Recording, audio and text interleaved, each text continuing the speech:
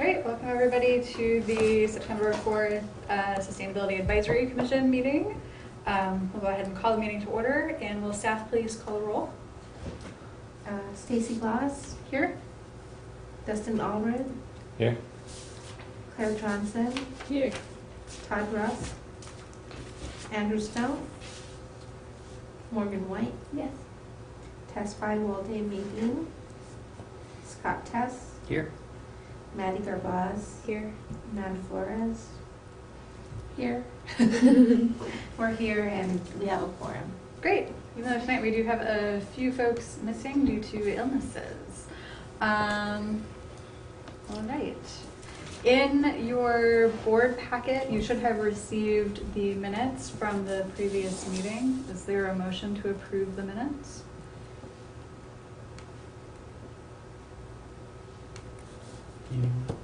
Someone has to. I motion to approve the minutes. Thank you. Is there a second? A second. Thank you, Justin. Are there any comments or changes to the minutes from the previous meeting, from August 7th? I have a comment. Yes? So it still says October 6th for the youth event. And I don't know if I would assume that during the meeting, it was still on the 6th. Right now it's the 13th. Yes. So I don't know if there's a option for like a correction after the fact. Can we do that on minutes? Probably. Like a note for the public that Yeah, this is what was these said, minutes but say the, that, but it's now Right. actually the 13th or something like that. right, that seems doable. I think that's, yeah. Yeah, so if we could just please change those minutes to reflect that the Like a Youth later correction or Climate something. Summit will be held on October 13th due to a change in the summit date. And I'm trying to just find it on the minutes where that was. It's on On the second page, yeah, so if we could just cross out October 6th and put October 13th. It did say it was tentatively set to take Mhm. place, so that date's been finalized. So let's just go ahead and cross out the 6th and put in October 13th as a set to take place. And you can strike tentatively as well. Are there any other questions or comments or corrections to the minutes from last meeting? All in favor of approving the minutes, say aye. Aye. Any opposed? All right, thank you. Those minutes will pass. Are there any changes or additions to the agenda this evening? No? Okay, we'll go through the agenda tonight as it is on the agenda. At this point, I would ask for public input, but we do not have any members of the public at the meeting this evening. So we will move straight into the staff report. Scott? Good evening. I'll start with some climate action plan updates. First, solar UC, we show that we're at 230 kW. It's actually about 247 as of earlier today. We did get to the second of our benchmarks, so that's 1% discounts. And I expect that we'll get to our third 250 kW benchmark for the full 3% discount. Interestingly, when I wrote this up, average system size was 10 kW. So that's somewhat large, so interesting and impressive. There's another solar power hour this week. It's at 25 o'clock brewery. I believe it's 6:30 p.m. We're going to add a couple of more dates in late September, early October as well. And the deadline is extended to the end of October. So that's going good. Next, the city evaluated what it would take to develop a property assessed clean energy district or area, as it's called in Illinois statutes. And at this point, we don't have enough, staff time available, specifically legal division staff time, to develop such a project. But we did reach out to the county treasurer's office and shared PACE information with them, and offered to support a development of a PACE district at the county level, which makes a lot of sense for a lot of reasons to do the way that the Illinois statute is written, to do that at a county level, since that's where taxes are collected anyway. So we'll follow up with the treasurer's office and see if it's something that they have capacity and interest to take on. We continue to negotiate a lease option with SunPower to develop a solar array on our closed landfill. The state incentive program that we would be leveraging did make some announcements. They're going to take vendor applications or qualifications in November of this year, and then they're not going to have incentives ready for application until January of next year. So it's a slow burn, long timeline. Additionally, on climate or energy and climate activities, the Downstate Caucus of the Illinois Climate Table, which I've been participating in, held they're holding a series of listen, lead, share listening sessions around the state, and Faith in Place hosted one of those on behalf of the Climate Table last week, and Stacy was there. It was a good event. They're working on developing and drawing out from participants what their priorities are in terms of future statewide energy and climate activities. And they collected, there was a lot of qualitative sharing going on, which is great. And then they also had some survey questions that they'll be able to tally at the end of this several-month project. And one of the elements that I liked about it was they asked some survey questions which were forcing participants to make choices between competing goods. So it wasn't like, do you like high pollution energy or low pollution energy? That's kind of an obvious one. But rather, they had, rank your priorities, and everything was good. Like, there were all things that everyone there would support. But you had to decide what's first and what's last. And those are the hard questions that really tease out preference. So I thought it was a good effort.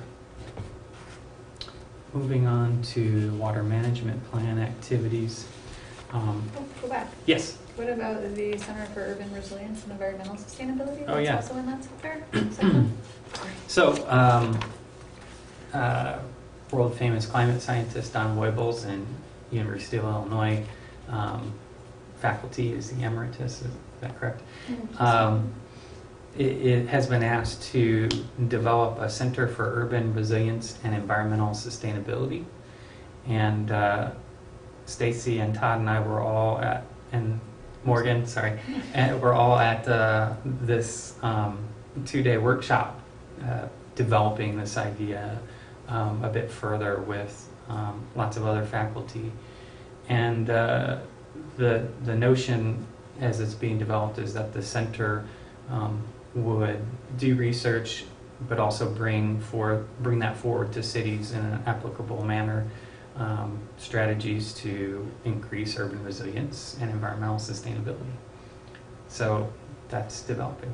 And that is something that would be across the campuses as opposed to just, we often do things just insularly to a single campus. And so the idea is using the resources from all 3 campuses as opposed to just one. Urbana-Champaign, Chicago, and Chicago Springfield.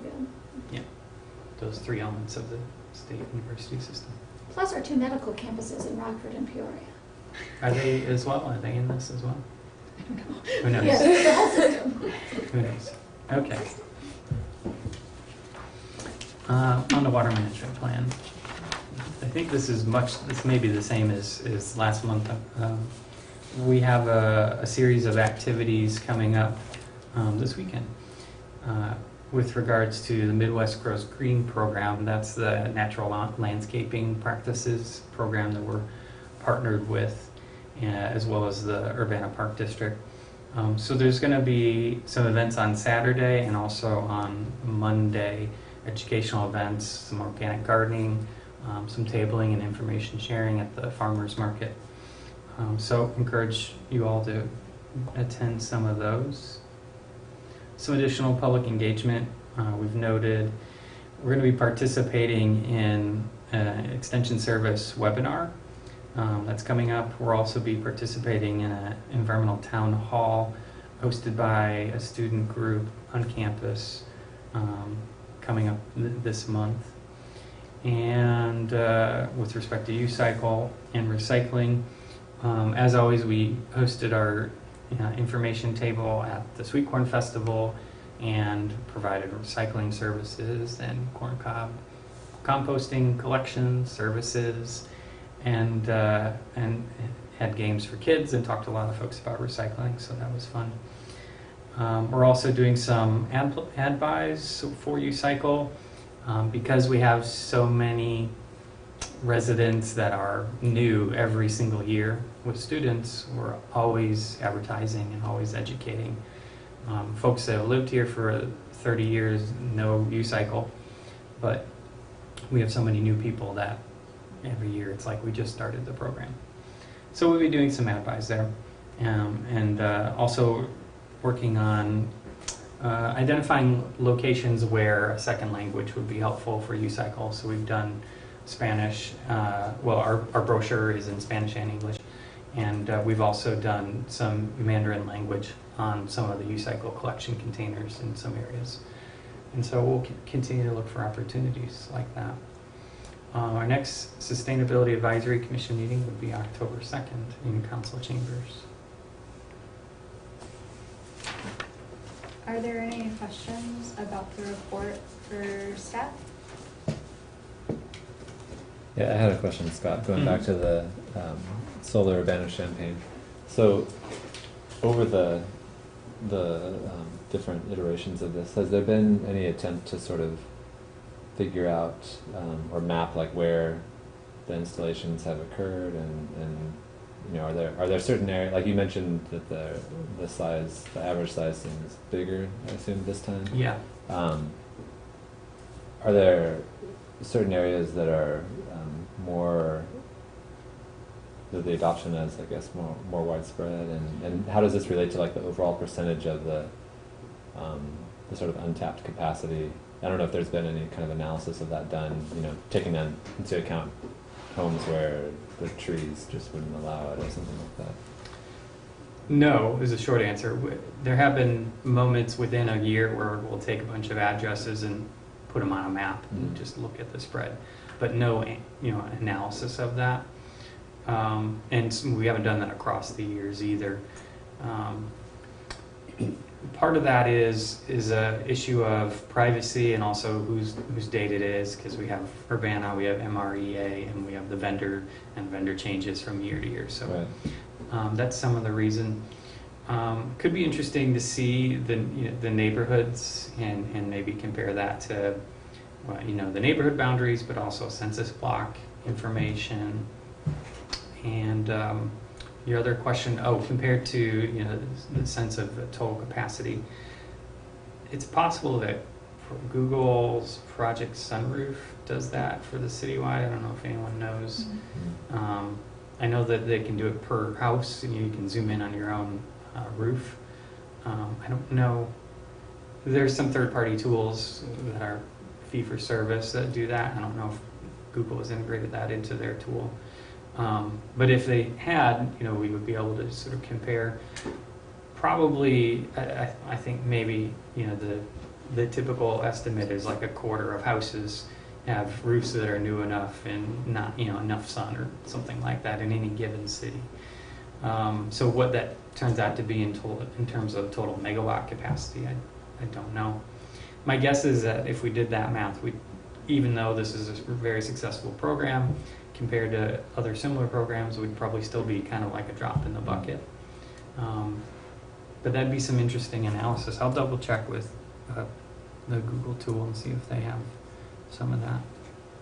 Yeah, I'm just curious if it's more popular in certain neighborhoods or communities, if that suggests maybe targeting, the outreach effort in certain areas, or maybe it's hard successful to know because that's where the outreach has been, or I don't know. It's hard to know what to do if you have that data. So if you find out that higher income neighborhoods are installing more solar, do you ignore lower income neighborhoods and just try and focus on higher income?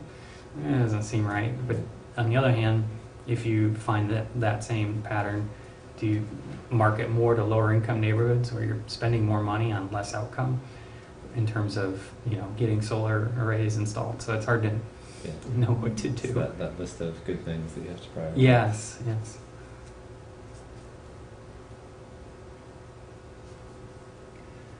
Related to Dustin's questions, I would be sort of curious if we have set a benchmark of any kind for the city. How much renewable energy do we want residents to be producing on their own rooftops for the community? It's broader as a question. What's ideal? Is it 25% of all homes? Is it 5% of all homes? Is it 1% of all homes? 0.05%, But that seems like an interesting question for the climate action plan, and asking the community what, how many homes do we really think should have renewables produced on their roof? I mean, you said the word ideal. Ideally, every roof that isn't shaded by a tree, right, and that has east-west or south-facing pitches, what that total potential is, I don't know. Yeah. But I don't think it would be too much if that's where we're at, because there would still be plenty of electricity demand through the grid from off-site. Yeah. Are there any other questions following up on the solar topic? Okay. I have a couple on the water management side of things. Something you had said, and I'm not sure which part it was, but kind of piqued my interest in the sense that, like, I get bills from Ameren, and sometimes they say your home compared to your neighbors is using more or less energy. You're doing well compared to your neighbors, or your neighbors are using a lot less power than you. Something's wrong with you. But we don't have that for water.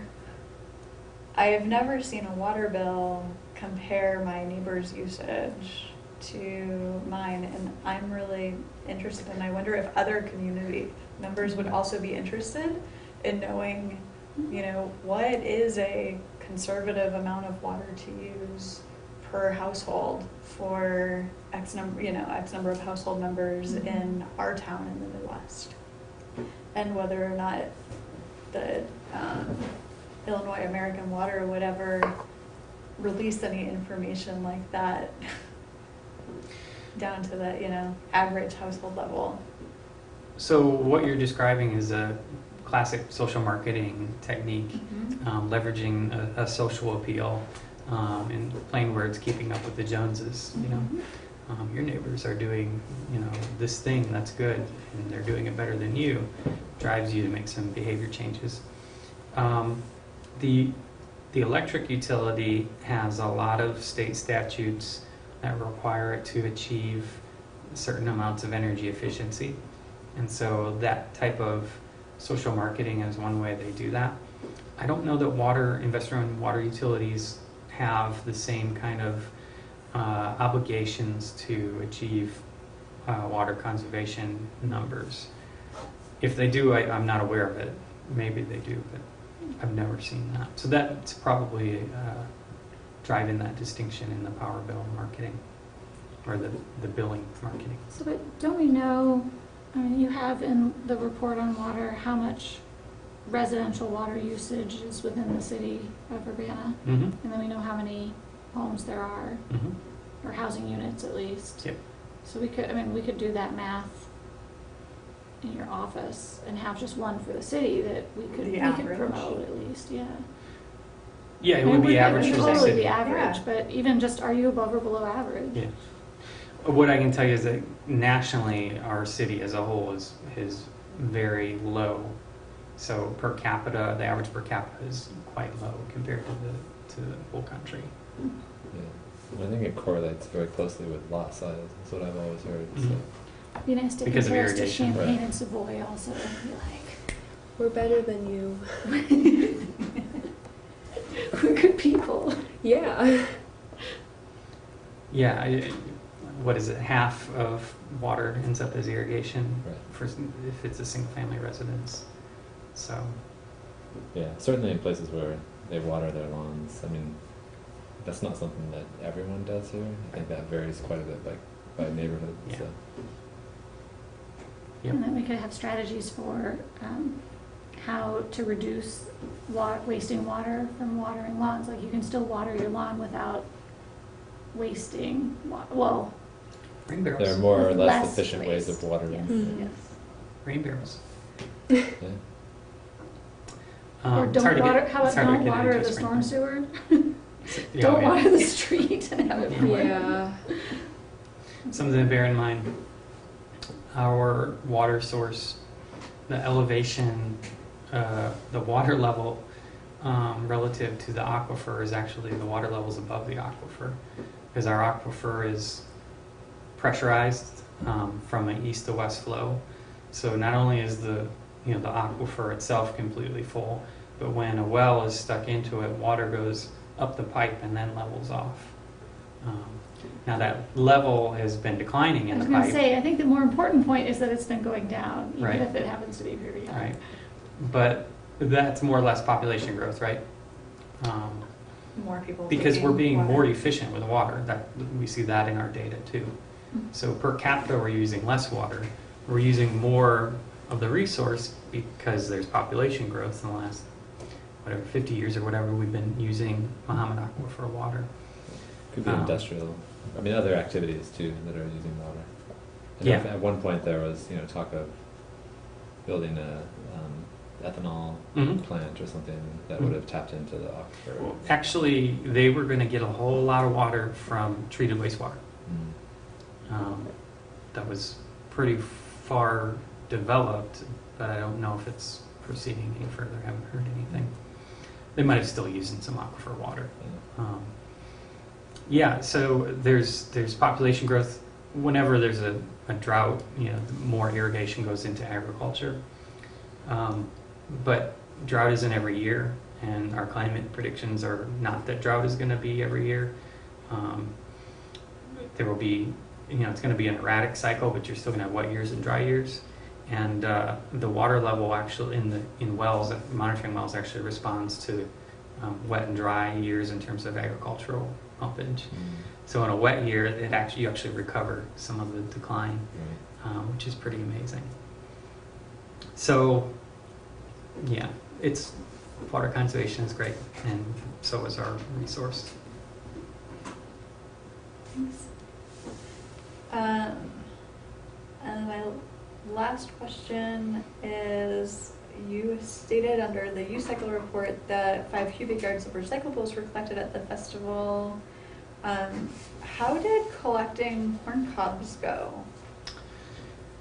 I ask because I couldn't find a corn cob bin when I was at the festival. I think they're Named corn. I think they're mostly clustered near the point of purchase. No? Yeah, it was nighttime, so I kind of wonder Ah. what happened. Maybe they had started collecting them already. They were being yeah, that's true. I think they pulled them about 8 p.m., about sundown, No, okay. something like that. Courtney has organized a great volunteer crew. They actually pull contamination, non-corn cobs, out of those containers throughout the day, the 2 days. And ensure a really clean load, and they empty those bags as they get about half full, because beyond that it becomes unworkable. And they're collecting corn cobs in it's a brand called Clearstream. Essentially it's a stand with a slotted top and then a clear plastic bag, so that if you put the wrong thing in there, everyone will see that you just did that. So some social marketing. And so when Courtney closed up, the recycling coordinator, Courtney Kwong, she had a clean load in a dumpster, and the dumpster, there's garbage service provided by a vendor through a UBA contract, and the corn cob dumpster never arrived at the Landscape Recycling Center. So this is multiple years in a row where we have done a lot of work. Courtney, mostly, and her volunteers have done a lot of work, and community service workers have done a lot of work, ensuring a good, clean load. And something goes wrong at night or the next morning, and we don't get a clean load to the landscape recycling center. So it's disappointing. Yeah. We'll work on that next year with the waste hauler. Well, we're not in control of that because this is a Urbana Business Association event. So we can work with the Urbana Business Association as opposed to the city's waste hauler, right? We're gonna have to rethink. I mean, Yeah. we're gonna have to That's a lot rethink of our. effort. I mean, it sounds like a lot of effort to go into ensuring that there are, basically to ensuring that all the corn cobs are clean and that they can be composted Yeah. at the landscaping recycling facility. I think they also put on their website, at the UBA, I'm not really sure, but if they talk about it being a little bit of a green event or something, we gotta figure this out. We're gonna have to look at it very Yeah. carefully because that's multiple years of effort that is not brought to fruition our goal. In the That grand is scheme interesting. of organics recovery, that one event, while it seems like a lot, that's a week's worth of trimmings at a grocery store. But it's also a lot of volunteer hours and a lot Yeah. of work on Courtney's part. Yes, That- absolutely. that What part I'm is driving at what- is yeah. we. The Our waste goal is is a drop not in the bucket. to. Our goal is not necessarily to collect corn cobs at one event, but rather to have some opportunities for the landscape recycling center to process some organics in a limited kind of test pilot way. So maybe there's another opportunity for us to collect some food scrap on a one-off basis or a limited basis for the landscape recycling center to work on, other than sweet corn, since that has posed so many problems. Has it been the go-to just because it's put on by the city? I mean, is it harder to go to Schnucks and say can we get pre-consumer waste, or go to Dining Hall and get pre-consumer waste or something to do that? So it seems like there's plenty of organic material potentially to do a test. Exactly. And for several years it hasn't actually come to fruition. Yes, I agree. Yeah. I don't know. That's exactly why are what I other think we should look alternatives at. not? Are they difficult to pursue? No, I don't think so. This was, I don't know where this project originated. Mm-hmm. You would, in a certain sense, there's a lot of control at the point of generation, but something always fails, after 8, 9, 10 p.m. on Saturday. The dumpster ends up getting garbage thrown in it as people clean up after the event is over. And, are we going to staff people to be sentries at the dumpster for 12 hours in the middle of the night? Probably not. Or the garbage truck delivers it to Wrong the place. transfer station instead of the landscape recycling center. So there's always something between 8, 9 p.m. and 7 a.m. the next day, or 7 a.m. on Monday morning, that causes a fail. So exactly what you're saying, yes, we need to think about all the options if our goal is really to get some test cases for LRC. Okay. Yeah. Cool. Thanks, sorry, I didn't know that was a complicated question. It was a That was necessary the question. outcome. Yeah. Boy, okay. Are That's there so any other sad. questions about the staff report? All right, thanks. Maddie, will you give us an update on the Youth Sustainability Summit? Yes, okay, so, let me know if I missed anything, Stacy, but, Whatever you think. I have that we now have a definite date and location, I believe a definite location, on Saturday, October 13th at the Siebel Center on campus. We changed the date because it was a main SAT day, so we wanted to give the opportunity for the seniors and stuff to come. We have a website up now, and we have all of the links and sponsors are up to date right now. We'll change that later if anything else comes up. We're working on social media. We had a few issues during the last meeting with like Facebook and stuff, but I believe we do have a Facebook now. We haven't really been updated about like Twitter or anything like that. Can I ask a question? So the audience that you're trying to reach are other students in high school for the most part, right? Yes. But my understanding is that, like you were just, what you were just saying about Facebook, my understanding is most of you don't have a Facebook No, page unless we you don't. like parents set it up when you were a baby. Right. And so, That's what we said. Yeah. so then, I mean, shouldn't there be a effort to spread the news through however you guys spread the news? And will you tell us what that is so we can use it for other things too? Okay. So, honestly, I'm not really sure why we needed to have a Facebook page, but we did it Will be because it was kind of a more like official thing, more like reaching out to the parents of kids whose parents would be more like, you should do this. Yeah. But most kids my age use especially Snapchat, and sometimes Instagram. Mhm. Twitter's like obsolete. Really nobody uses it, at least our age. Once again, that would be kind of more of a like parent thing, I guess. Mhm. That's pretty much all the Is there social media we YouTube? use. No, not really. Not really. Does that answer your question? I've heard of those. I was proud of. Yeah. Yeah, thank you. Any other questions right now? Is there such a thing as a page like that this would be on? I'm like on like Snapchat or something, because No, I Not honestly, pages, right? yeah, honestly, guys, I don't have any social media, so Come on. that would be someone else's question. But I just know that people use Snapchat and Instagram the most. So And there's a website for the event. There's a yes, website. there is a There's a website. Some Yeah. of the kids are doing Instagram. I don't know how Yeah. Snapchat works.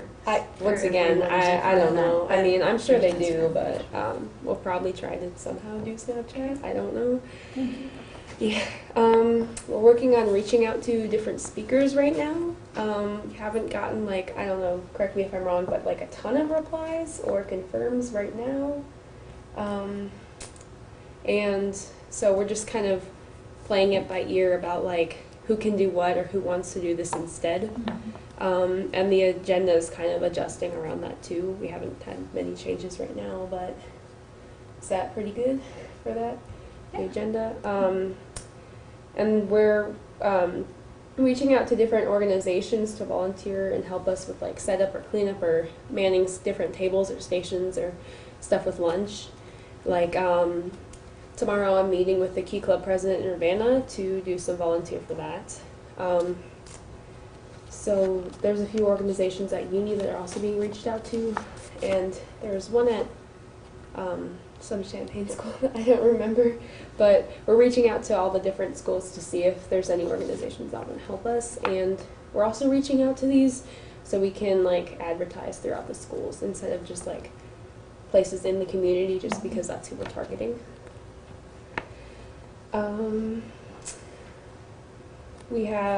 I think we have 5 sponsors. I looked at the website.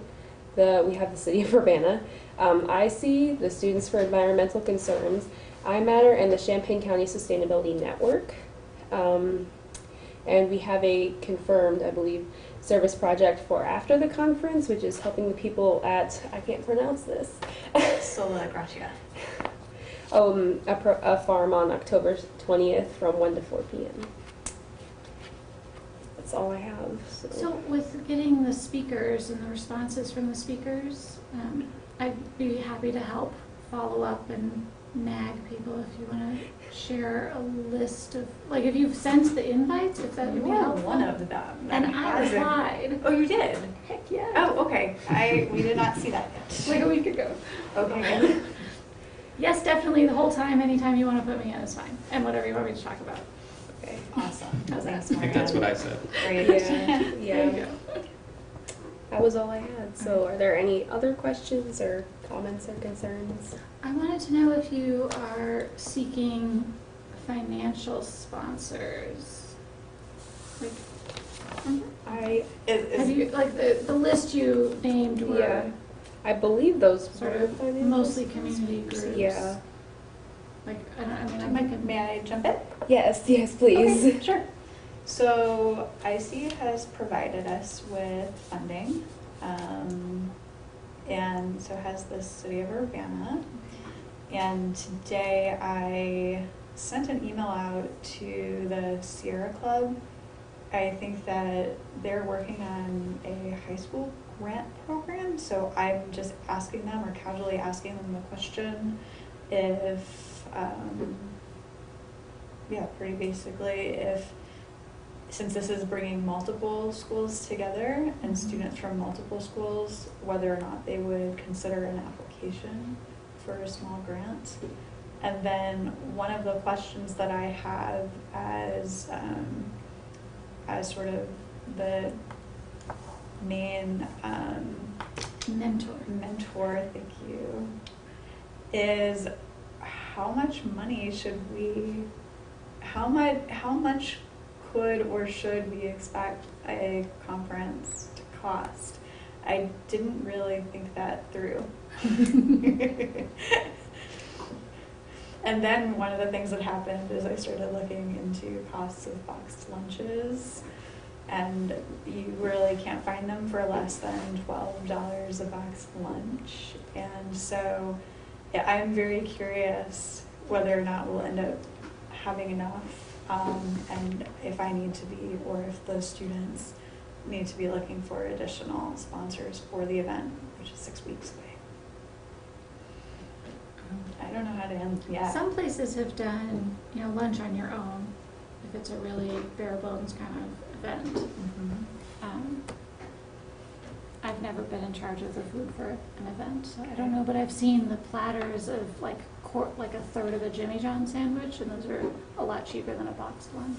Yeah, Jimmy John's is normally like a pretty good thing. I don't know, like, I mean, this isn't obviously the same thing, but for like 6th grade, we did some like field trip thing that was actually sponsored by Jimmy John's. Mhm. So like they gave us all lunches. I'm not sure of the cost of that, but it was basically just like a third of a sandwich, some chips, a cookie, and a pickle. Mhm. And yeah, I mean, it was pretty simple, but obviously for like 300 people, that's Yeah. doesn't come cheap. So It really matters whether you're expecting 50 or 500 people. Right. And you can say on all your communications, if you don't register, don't expect a lunch. And then the opposite potential problem is lots of people register and a lot less people show up. Then you end up with too much. But it really depends on how many people register, I guess. Yeah, so we're gonna have some questions about that. And just one more update. I met today with Dr. Gillen Wood on campus to go over, to talk about a little bit if there are any additional speakers that we should invite for some of the topics that the students identified that they wanted to learn about. And so we've identified some professors on campus that may be able to, that are working directly on the topics that the students are really interested in, and so we'll do some outreach there. So I'm getting ready to do that.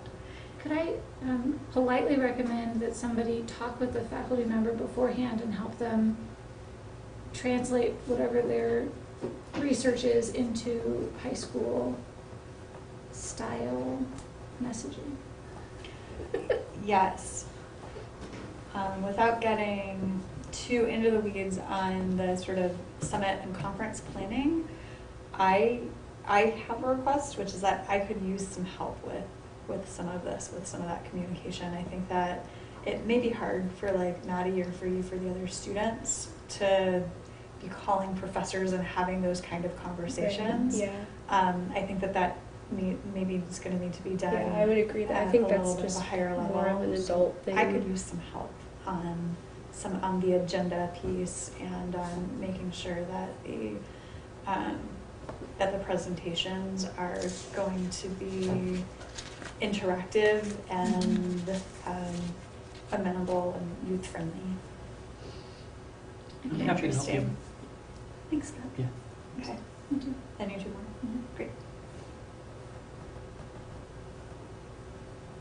Yay, thank you. We're super excited about it. Yeah, I think it's going to be really great. Okay.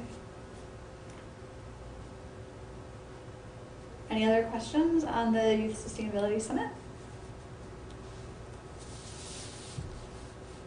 All right, next agenda item, information and best practices requests.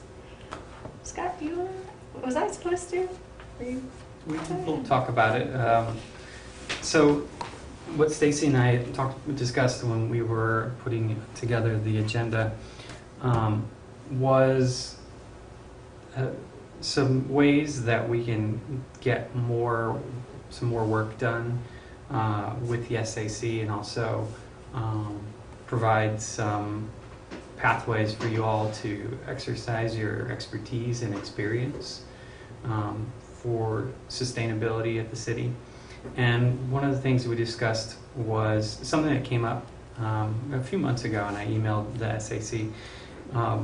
There are some topics which are kind of cutting edge that the city potentially could address in the next months or years, and that require some literature review and consideration and maybe light analysis. By literature review, that could just mean, reading, articles on web pages and figuring out what other cities are doing and what, pundits are saying about it. And so what we wanted to do was kind of open up that opportunity to members, if there are, emerging issues of interest to each one of you, to do some review and maybe report back in a formal or informal way to SAC. So the one item that I had emailed about a few months ago was EV charging and autonomous vehicles, and that whole change that's happening with private automobiles, or maybe not so private automobiles anymore. And what are the best practices that cities are doing to manage these changes? What might be appropriate for the city of Urbana. So, I'll pause there and say and open it up if folks have particular things that are of interest to them. Think about things like you read an article or it's in your own professional practice and you think, city should be doing something about this. Are they? Maybe they are. What should they be doing? Does anyone have a particular example they'd like to share?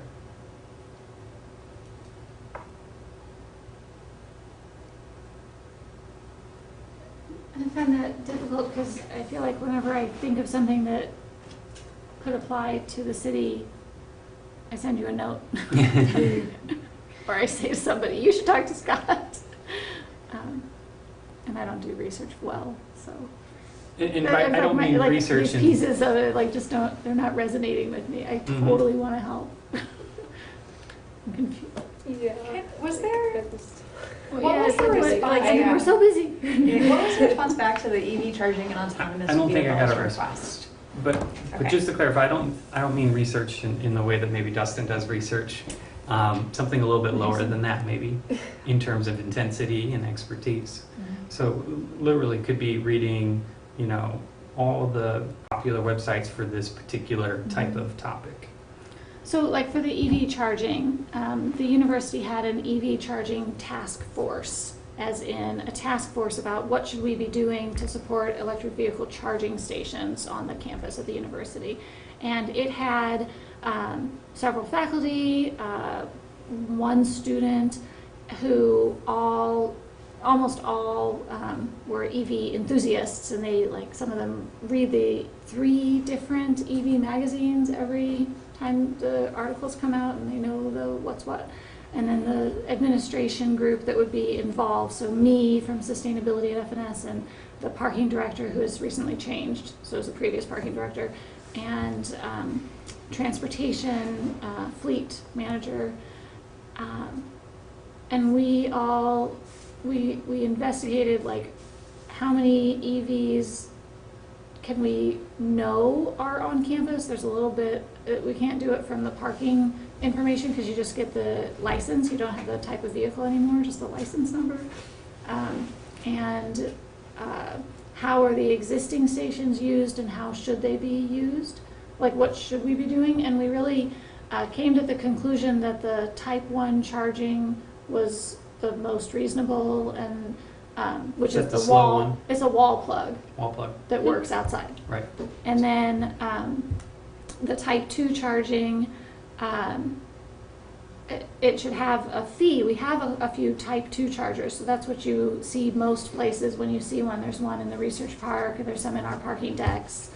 I don't know, is there one in Urbana somewhere off campus? And those usually you pay like an hourly rate, and we had a recommendation that we reduce the rate because it was really high, like $4 an hour. We cut it back a lot in the recommendation. And then the type 3 charging, which is the really fast chargers, those are what they're trying to get so that people can have an all-electric vehicle and stop kind of every 3 or 4 hours, charge up within half an hour and go on. And those are usually near exit ramps and like fast food places or whatever, so someone can go shopping while their while their car charges. And so we actually don't anticipate adding a type 3 charger on the campus in the foreseeable future. And then we said we should revisit this in a couple of years. And that report is not done. It's almost done. It needs to be like signed and delivered, and then I can share it with the SAC so you can actually read what we came up with. But there were some surveys. We tried to get feedback from the faculty and staff through the e-week, and we tried to get feedback from students through, I think it was through Facebook.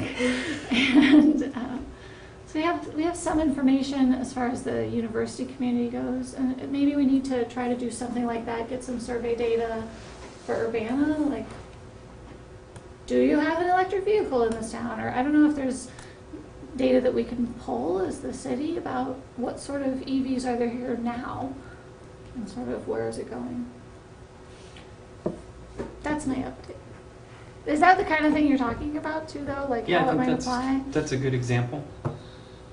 So I would just say that, like, if the university report was done and turned into like a case study Mhm. of some sort, then our level of, I would think that like the level of analysis that we were looking for was, hey, did you find the case study from some university that happened to do this?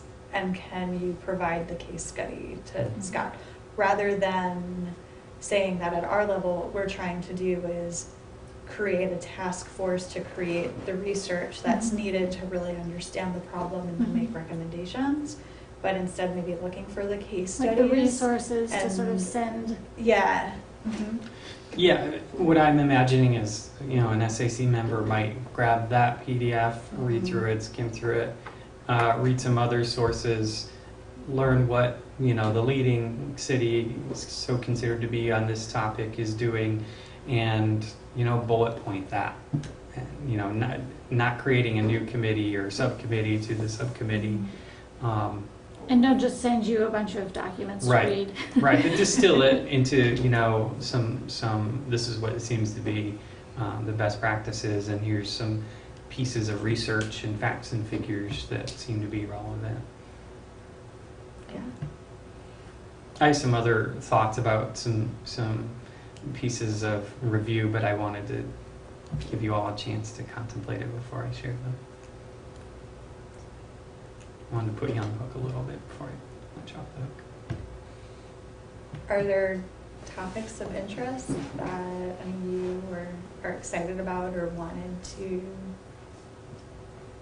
I don't know, influence the commission to learn about and to perhaps put it on the city's radar? I mean, I'm really interested in composting, so I guess that would be like emailing Courtney, probably, and Yeah. Okay. I don't know, talking. So Courtney and I could work with you on sharing what we've learned so far and what we're developing. We want to make an internal proposal for some programming, so we can work with you on that. Okay. I'll email.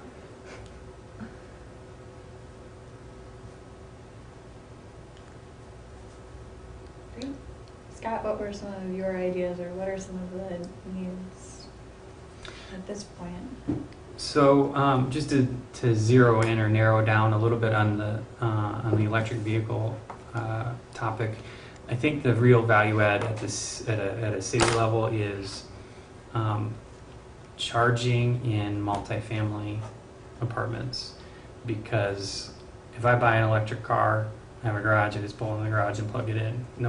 No big deal, nothing new needs to be done.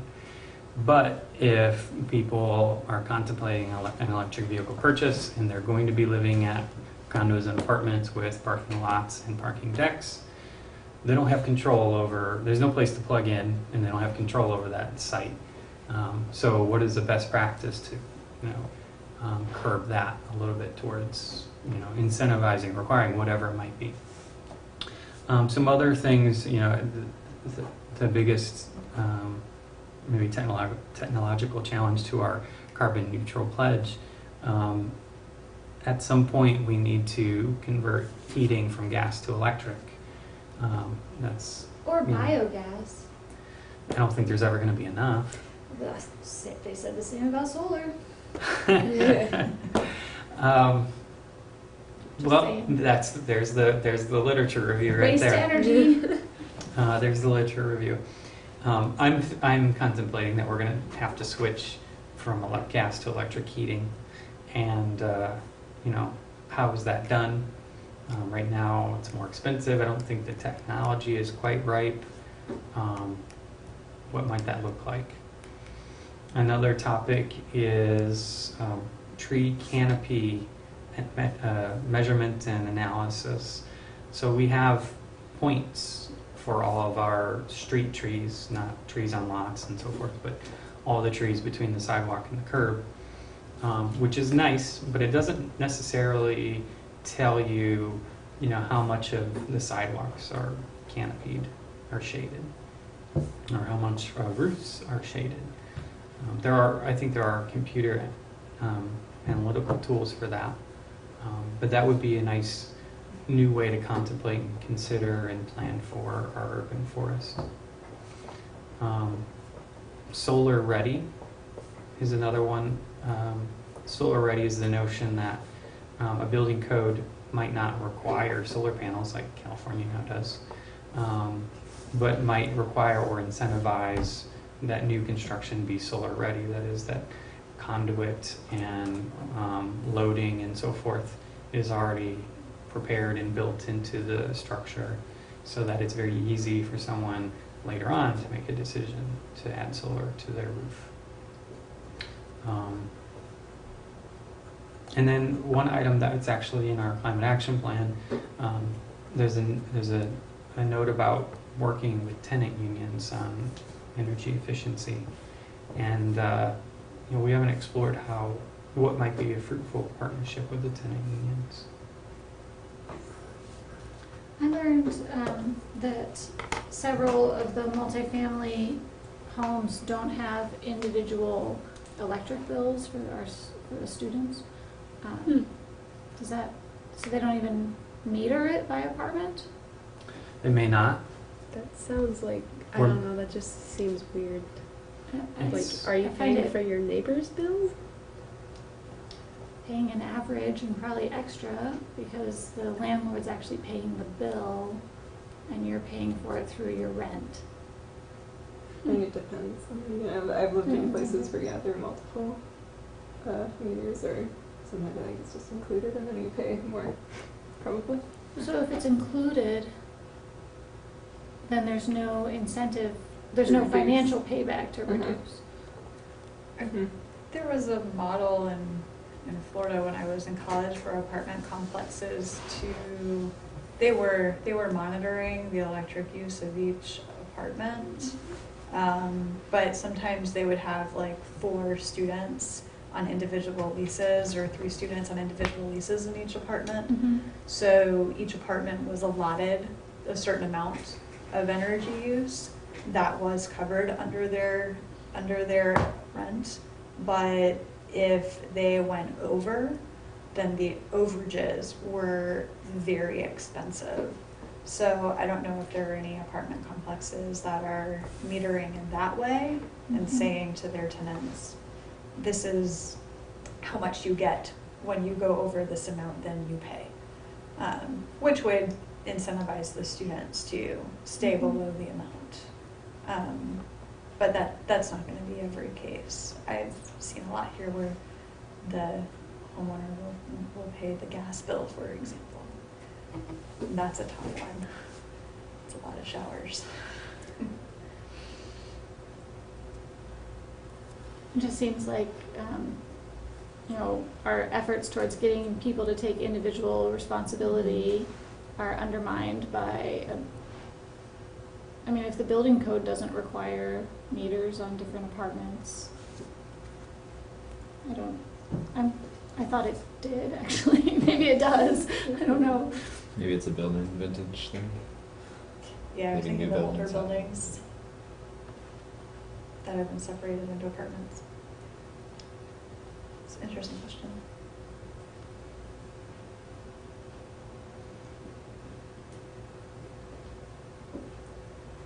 So, let's say that each member,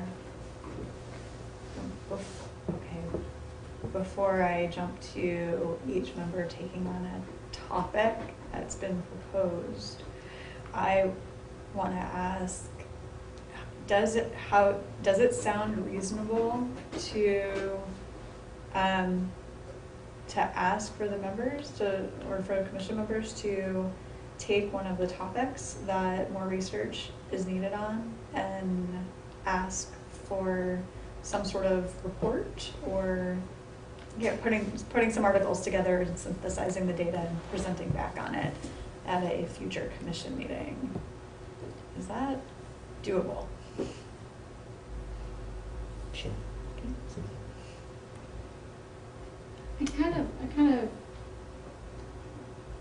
I like the idea, maybe we could do an email about these are the different topics. Okay. As opposed to right now. I'm not proposing that we pass out topics right now. But I mean, I think there's a level of responsibility for us as the SAC to be actively contributing, and there's, it's difficult because there's so much that we're all actively doing, but not necessarily for this. And so I like it as a way to, here's a very specific thing that you can do to help, that will really actually help. Mhm. Mhm. Yeah, I agree. Like that'd be helpful for me to have like a task to focus Yeah, on. 'cause I don't know if I could just be like, I have no knowledge about these, but I'm just going to choose this random thing. I think it would be nice to have like, here are the things, why don't you tell me what you're going to do, so, you know, not two people are doing the same thing, but like, here are these things, which one interests you the most? You know, And you kind could of have a like- couple people, I mean, you could do it just like an Excel file or something, we could write our names, and Yeah. then everybody,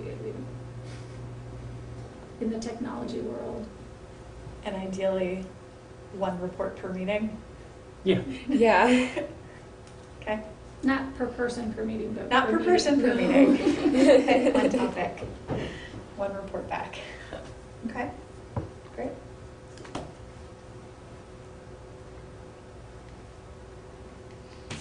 Got anything out of that? Sound good? All right. That doesn't require any votes or anything, right? Okay. Thanks you all. I look forward to learning from all of you and from the members who are not here tonight. Hopefully they won't feel like they're being voluntold. Although we could just assign one to Todd like right now. Just kidding. All right, is there any old business? So would we list old business if there was old business under the topic? Yeah, that would be like an A, B. A, B? Okay, great. All right, are there any announcements? There is a sustainable student farm open house on Friday from 3 to 6. There's free food. There'll be tours if you haven't been there.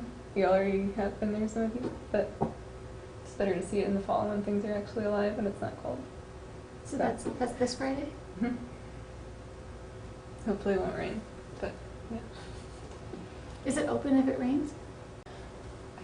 There's a tent so I don't know what they'll do. All right, any other announcements? No, thanks. With no other further business before the commission, is there a motion to adjourn? So moved. Second. Great, all in favor of adjourning, say aye. Aye. Thanks, everybody. Have a great week. Thanks, Stacey.